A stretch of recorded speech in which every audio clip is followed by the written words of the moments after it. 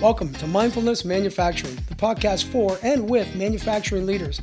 I'm Mike and this is Trevor. We want you to join us on our journey as we help you gain new insights, moments of clarity, and self-awareness. Hey, if you're willing to step outside of your comfort zone and uncover new perspectives to make your next day better, grab your coffee and let's go.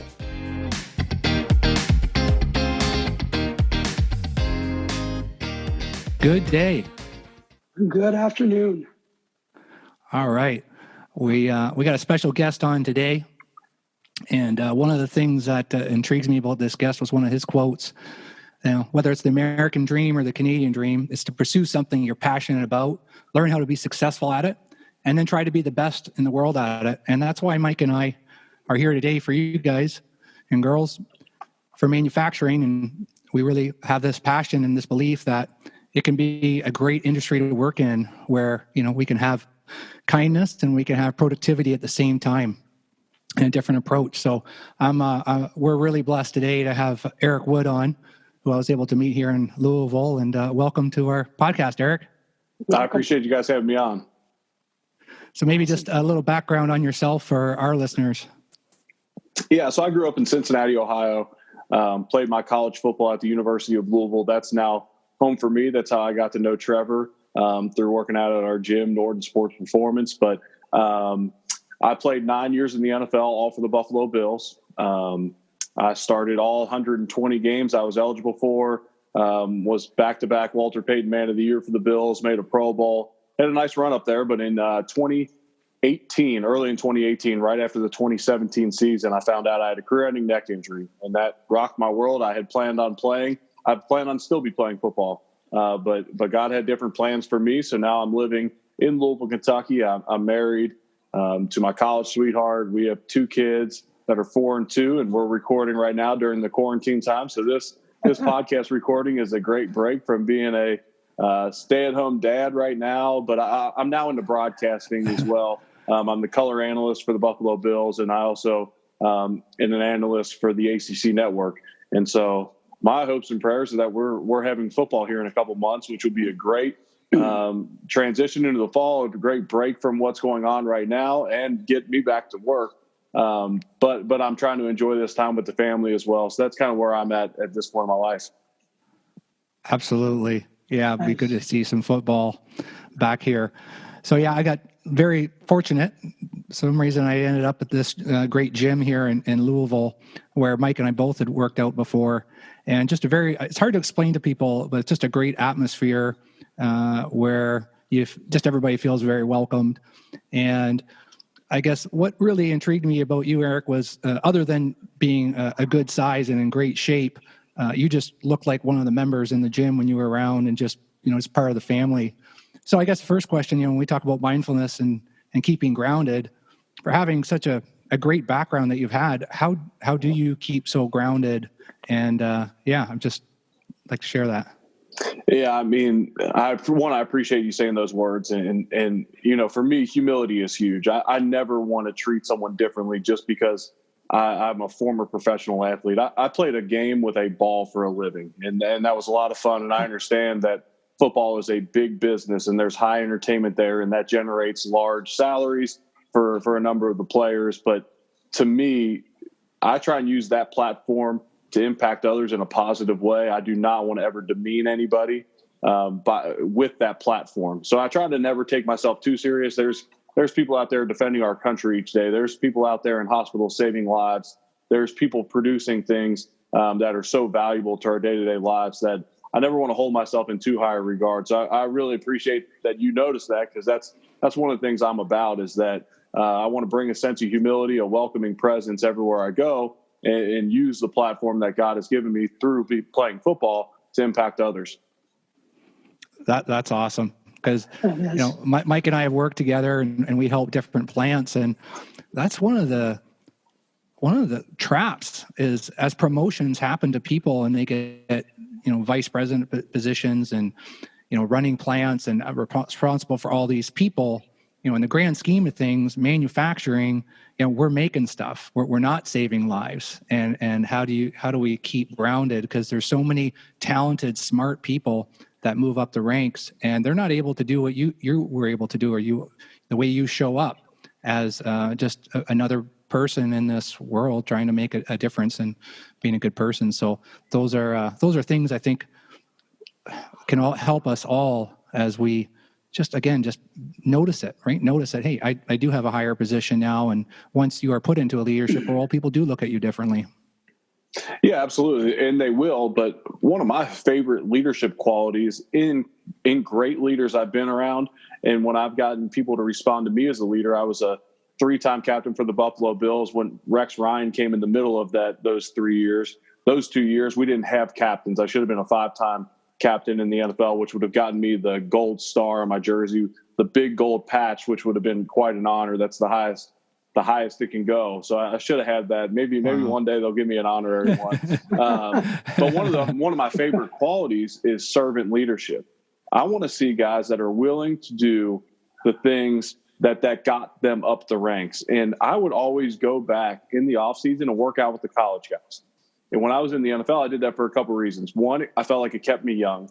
Going in there, talking smack with 18 to 22-year-olds. I was always hip to the new music, and it was a lot of fun for me.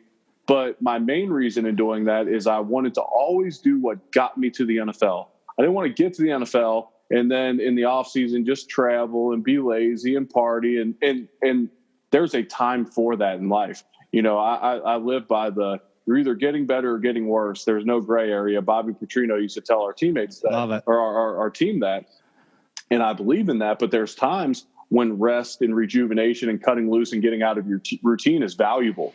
But I always wanted to take that time and then get back into the routine that got me to the NFL. So I'd go back and work out with the college guys, and I'd pour into those guys and get to know them.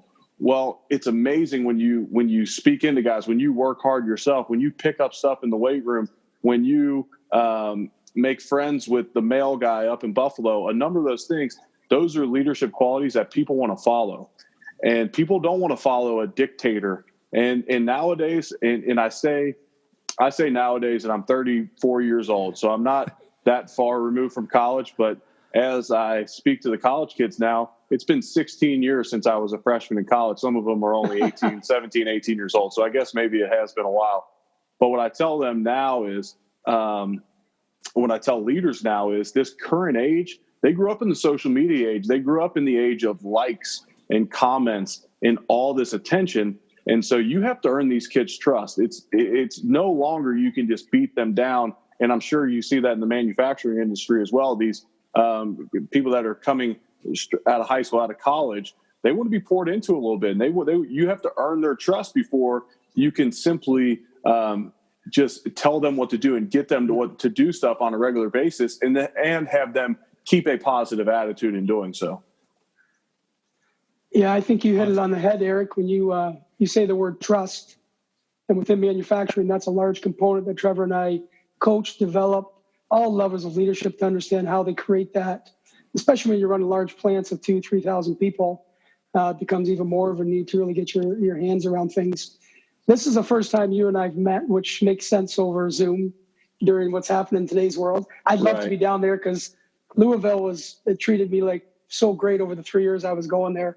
Now when I go to visit my friend Trevor, which is great, and the city is just awesome. What's interesting, and I'm more of a hockey guy being from Ontario, so I hope that makes sense. But Trevor got me in the football mode, which was great, and he's the Vikings guy, which is awesome too.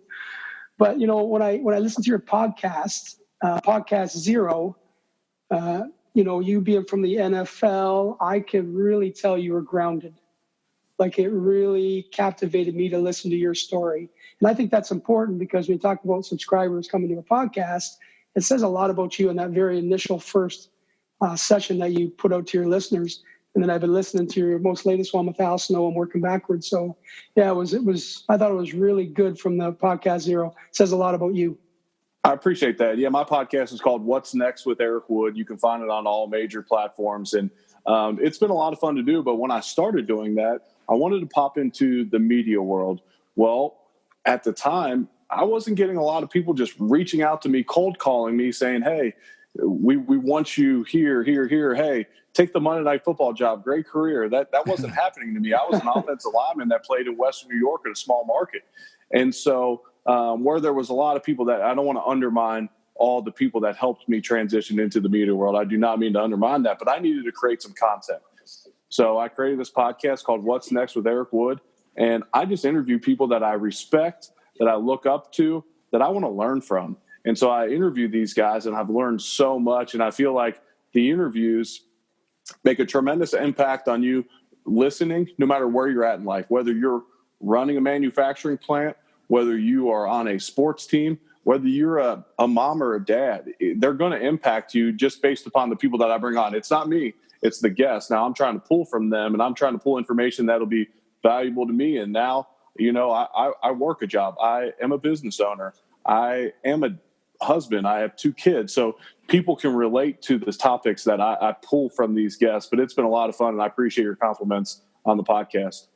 Yeah, that's great. The one thing that really sunk in with me, or I thought a lot about listening to the podcast Zero, is, when you receive the news about your career and having to leave the sport that you grew up in and you loved, once that sunk in, how did you work through those emotions? Like, how did you come out on the other side to be grounded and where you are today? Because that must have been extremely, extremely difficult. It was tough. And there was a lot going on for me in my life at that time. Our son had just been born. Yeah. And I think when initial change happens in life, there's a period of excitement. When my career ended, no, I was not excited about the news, but I was excited what was going to happen next. Oh, I'm going to get into business, or I'm going to get into broadcasting, or whatever it's going to be. And I'm just going to take over this new field, and I'm going to go try and be the best in the world at that. Well, that motivates you for a little while, but until you find your passion in something, and then you realize you're 31, 32 years old, and you're starting in a new industry that others have been starting in since they were 18 to 22 years old, 23 years old, and you're hopping in, and now you got to learn from ground zero. That's tough. Yeah. And there was some anxiety with that, and there was some daily struggles. And then there's a new routine that I'm trying to find with my wife. Me and my wife, we were used to me working all day, every day for periods of time, and being extremely busy and absent in the fall, and then being around a whole lot more in the winter. And we're used to that. Well, this was a new reality for us. We'd never been together when football wasn't a part of our life. So it took some adjusting there as well. But, I did a lot of inner work as well. So I poured into my faith. I'm a Christian. And I spent a lot of time reading the Bible, memorizing verses so I could fill my head with the thoughts that I wanted to come out. And then also I would meditate. I filled my bookcase with books that I got to read because I had more downtime, and I got to fill myself with all these powerful, positive messages that help you get through those times. But man, if you're stuck in your own head and you make it all about you, whenever you make it all about you, you're in trouble in life. And even in this time, in this quarantine, I'm trying to tell everyone that I can. And my biggest thing is everyone's in the same boat right now, or everyone's in a similar boat, but we don't all have the same storm. We are all experiencing inconvenience, struggle. A lot of people have been laid off, but the circumstances around that are different for so many people right now. Like I can't, we have a gym right now that operates on small margins. Who knows what's going to happen, how long this lasts. Right. But I'm still able to put food on the table for my children, and there's others that can't. And so I want to be very sympathetic. But even through this time right now, I'm encouraging as many people as I possibly can to be others oriented. As soon as it's about you, you're going to struggle in life. That only gets you so far. Life's about impacting others. And so I've been challenging my men's group at church, and I got these guys' hair on fire. They are doing incredible things around the city of Louisville. That's awesome. We're helping a group downtown that's feeding 830 kids a week lunch, and we've donated pizzas to Kroger's and medical workers and all this stuff. But I that's a long-winded answer to your question of, I think the final product of controlling your mental game is being others oriented. No, I think you nailed it. when you talk about getting that news and then having the perspective of being excited to get onto something new, that's your outlook. That says a lot. Yeah, no, it's not long-winded answer. That would hit it right on the head for sure. I appreciate it. Absolutely. That kind of ties into what Mike and I have been talking about a lot is resilience, how to build that. And that is the key, Eric. I agree. Is, when we focus on others, you just want to explain maybe to listeners, what is a Walter Payton Award? And I think that's something worth talking about. Yeah. So the Walter Payton Man of the Year Award is given to the player in the NFL each year that best exemplifies what it is to be a man by the standards that Walter Payton set a long time ago. He was, first off, he was a star on the football field, but he impacted his community tremendously. He impacted everyone in the organization in a certain way, and he best represents the organization. So I was a nominee for the Buffalo Bills 2 years in a row, and that meant a ton to me because I always say, you can't control everything that happens on a football field. You can be so prepared going into a football game, but you cannot control everything that happens during a game, and you're going to lose battles. So we always say those guys get paid too. Defensive linemen get paid. You're not going to be 100% in a game. There's never going to be a perfect game, but you can always control how you impact your community and the time and effort you put in to impacting others and how you treat people. You can always control that.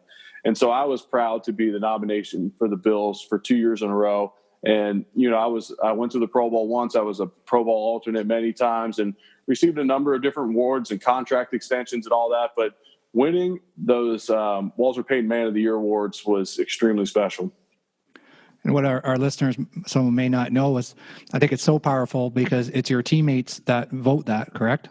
Yes. It's voted on by your teammates and coaches. So, and that was the way it was with being a captain in the NFL too. And I always said, anytime your peers recognize you in that way, man, is that gratifying. Just knowing that this isn't a popularity contest. This isn't the organization cherry picking somebody that they want to step up as a captain or as a Walter Payton Award winner, whatever it may be.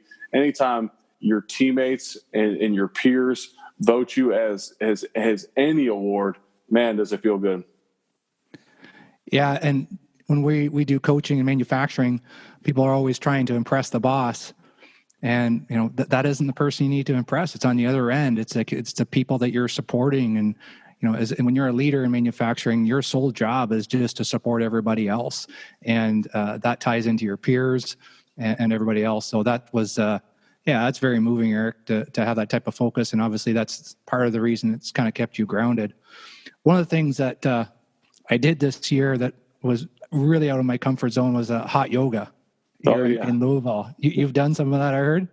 I have. I love hot yoga. That's man, sometimes when I do stuff like that, a workout or even hot yoga, sometimes I don't know if it's just not having my phone for an hour, that's so gratifying. But hot yoga, I feel like I sweat out a beer I had 3 years ago when I get in one of those rooms, as hot as it is and as tough as it is. But it's just a different kind of challenge. I'm used to the workouts we do at the gym, those up-tempo, high-intensity interval training, weightlifting. I'm used to that. Yoga is a different animal, being calm, controlling your breathing, the stretching and all that. For me, it's just a different type of challenge, and I love it as well. Yeah, thanks to Sam and Julia who introduced me to that. And just very humbling, just something that's totally out of the comfort zone I didn't see myself doing.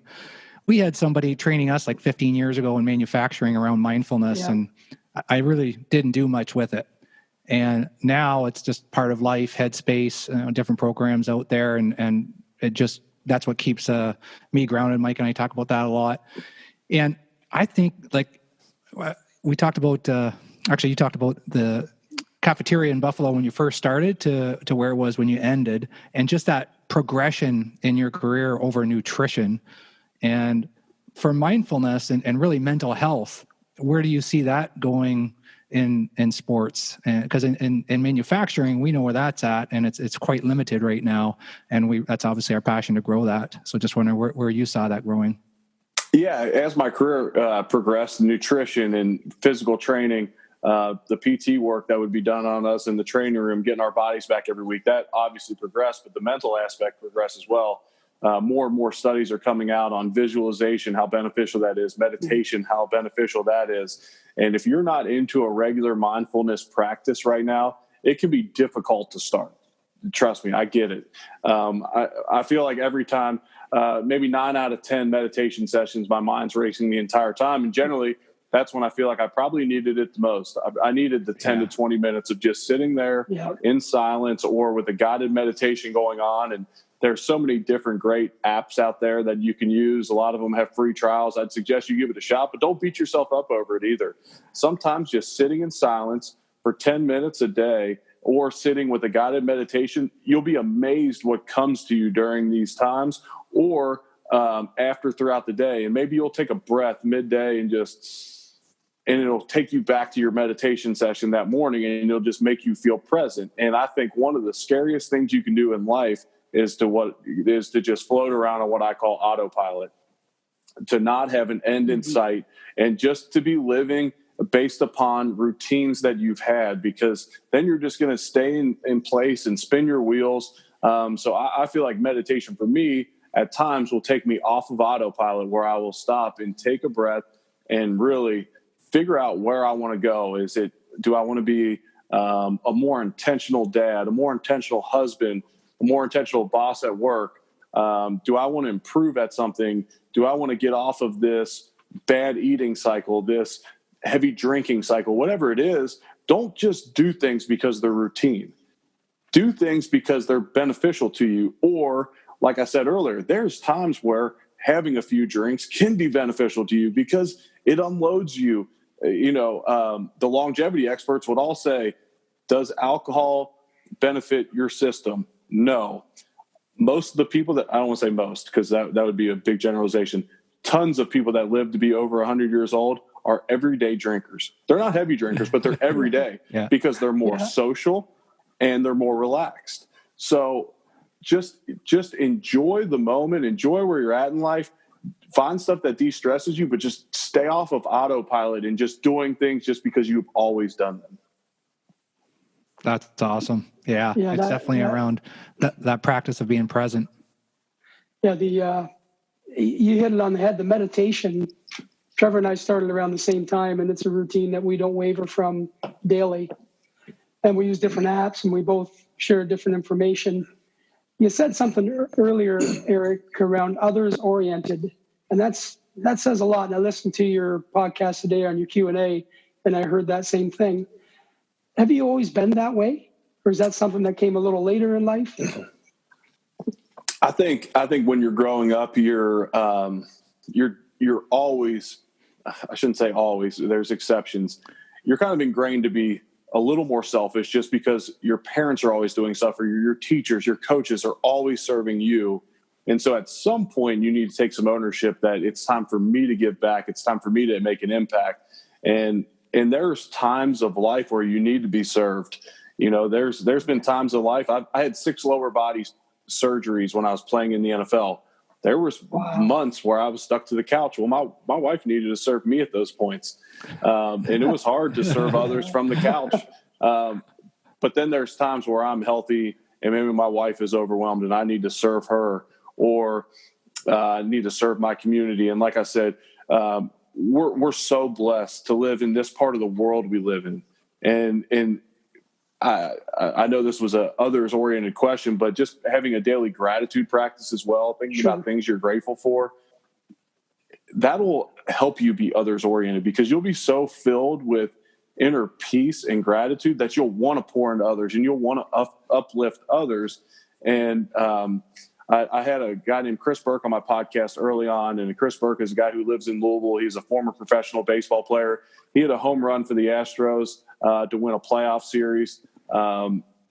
Great dude. And he's the one that at first I kept picking his brain. How did you do this? How did you transition? How did you do this?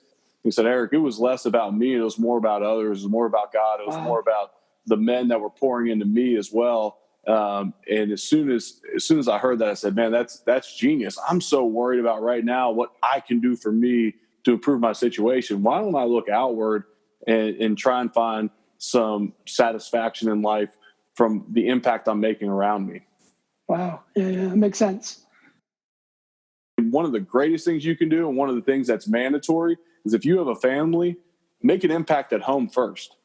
And another guy I had on my podcast, his name's Greg Taylor, and he's a life coach, a mental coach, performance coach, and executive coach who works with a lot of executives in business. And I had met him at my country club. He was working with another guy that plays golf up there. And I just met him. He had a son that plays in the NFL. And I was telling him about how I'm doing broadcasting. I have this podcast. I own a gym. I have my foundation. I'm on a couple other foundation boards. And he said, man, that's really impressive. You making an impact at home first? And I said, oh, that's exactly what I needed to hear at that exact moment. As I'm at my country club, about to play golf, talking about how busy I am, you know. And so that hit me on the head. And he said, Eric, the only reason I know it is because I almost lost my marriage doing the exact same thing you're doing. And that was literally the exact thing I needed to hear. So don't feel pressure if your life consists of going to work and coming home to your family. And that's your stage of life right now, because you can make a tremendous impact at home on your wife, on your children, and that'll last for generations. And that's so much more valuable than anything you could probably do outside of your own house. Yeah, the opportunity right now is perfect. Because there's so many families at home. For me, my 3 kids are at home, and we're making the best of it and enjoying family time as much as you can because they're not in school. So, yeah, he's exactly right. What that guy said to you is exactly what we're trying to practice during these crazy times. Yep. And it all comes back to the whole knowing where you are, being conscious of that, and it's not consumed in one area, wherever that is. And yeah, when you're home with family, be home with family. It sounds simple, but it is. It's just, and that's where that whole things tie in. Well, this has been awesome, Eric. I got a few quick questions. What was the first concert you ever attended? First concert I can remember going to on my own was a Kenny Chesney concert at Riverbend in Cincinnati. And it's crazy to think Montgomery Gentry was opening up for him. I believe Keith Urban as well. Just a wild lineup when you look back, but that was a long, long time ago. Yeah. Well, this whole area has definitely opened up my heart to a lot of country stars here, which has been awesome. If you were stuck somewhere on an island and you only could have the collection from one artist or one band, who would that be? I'll go Garth Brooks. Oh, nice. Yeah, nice that's choice. deep. Yeah, good choice. Yeah. Good choice. And I got to ask one football question. Every summer and every Christmas, I went to Minnesota. I'm a big Diggsy fan, and now he's in Buffalo. How do you feel about that? We're fired up to have him. He's an elite receiver that can separate from defenders, and now Buffalo has 3 of those guys and potentially one of the best receiving corps in the NFL. So I'm excited to see what Josh Allen can do with him and the other 2 guys this year, John Brown and Cole Beasley. I got a couple good buddies back home, Barry and Andrew, and I've forwarded your podcast, and yeah, I think they're all pretty happy about that. So I wish him well, and I think that's going to be another exciting year in Buffalo. Yeah, I have a few good buddies that played for the Vikings, so expect to see them at the podcast at some point. Kyle Rudolph, John Sullivan, Chad Greenway. I would expect to get all those guys on at some point. Oh, I could see you and Kyle getting along very well. A lot of great positive characteristics in you two. Well, no, Kyle's an inspiration to me. He's 4 years younger than me, but we grew up about 5 minutes apart, and I've known him my whole life. And but gosh, what he's done in the community up there and on the field is just absolutely tremendous. Awesome. Well, we're very grateful, Eric, that you've taken the time with us today. And if there's obviously we've talked about your podcast, what other good ways are for people to follow you? Yeah, I'm on social media on Instagram and Twitter at ewood70. And then I have a website, ericwoodmedia.com, that combines almost everything. So if you visit ericwoodmedia.com, I have my blog on there. My podcast will link to there. It's an easy way to get a bunch of updates on me. Any speaking opportunities, you can reach out through the website as well, podcast, and then keynote speaking. Like I said, I'm all about pouring into others. So any opportunities I get for something like this, I generally try to make time for.